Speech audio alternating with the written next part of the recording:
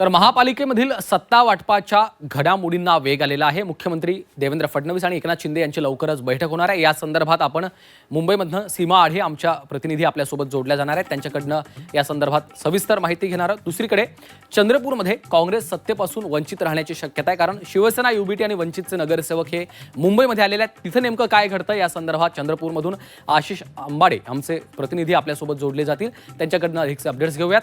नाशिकमध्ये लाल वादळ नाशिकमध्ये धडकणार आहे। चर्चेत तोडगा न निघाल्यास मुंबईकडे ते कूच करतील। या संदर्भात नाशिकमधून योगेश खरे आपल्याला सविस्तर माहिती देणार आहेत। सुरुवात करूयात एका मोठ्या आणि महत्त्वाच्या बातमीनं।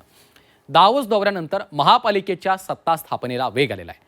देवेंद्र फडणवीस, उपमुख्यमंत्री एकनाथ शिंदे यांच्यात आज किंवा उद्या बैठक होतीये।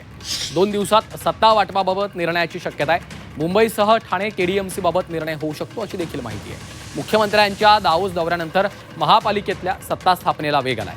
मुंबईसह अन्य महापालिकांमधील सत्ता वाटपासाठी मुख्यमंत्री देवेंद्र फडणवीस आणि उपमुख्यमंत्री एकनाथ शिंदे यांच्यात आज किंवा उद्या बैठक होतीये। मुंबईत शिवसेनेला 2.5 वर्ष महापौरपद, उपमहापौर, स्थायी, सुधार, बेस्ट आदींपैकी काही समित्यांची अध्यक्षपदं मिळावीत अशी शिंदे गटाची अपेक्षा आहे।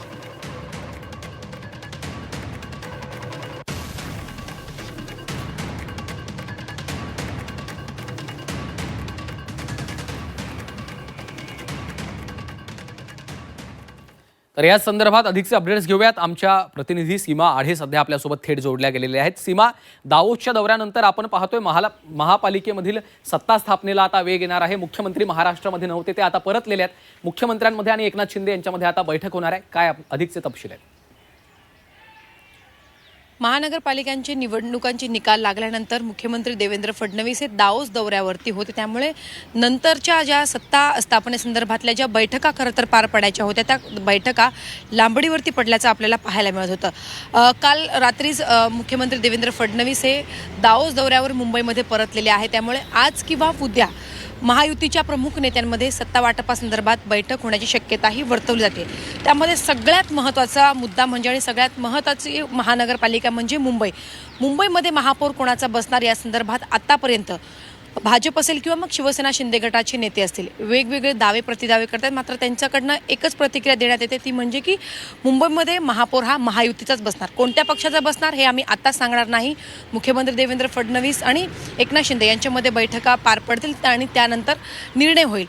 शिवसेना शिंदे गटाचे नेते अर्थात त्यांच्यामध्ये आतापर्यंत म्हणजे निकाल लागल्यानंतर अनेक बैठका पार पडलेल्या आहेत आणि त्यांच्या बैठकांमध्ये आतापर्यंतचा जर सूर जर आपण लक्षात घेतला तर मुंबईमध्ये सुरुवातीचे 2.5 वर्ष शिवसेनेचाच महापौर बसणार या संदर्भात प्रस्ताव किंवा अशी मागणी, महापौर पदाची मागणी शिवसेना शिंदे गटाकडनं करण्यात येणार आहे आणि त्या संदर्भात बैठकीमध्ये चर्चा होण्याची शक्यता वर्तवली जाते आणि त्यामुळे आता भाजपकडनं त्यांना कशा पद्धतीने प्रतिसाद देण्यात येतो या मागणी संदर्भात हे पाहणं महत्त्वाचं असणार आहे।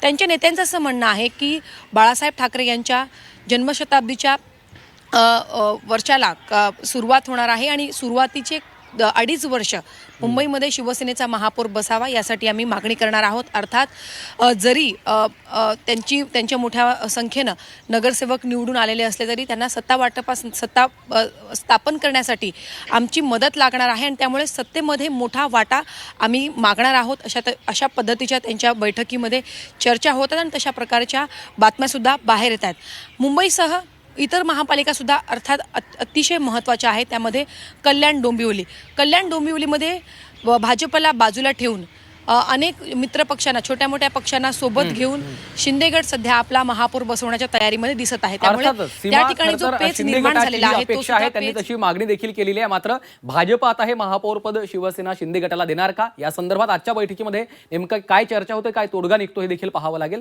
धन्यवाद सीमा या सविस्तर माहितीसाठी।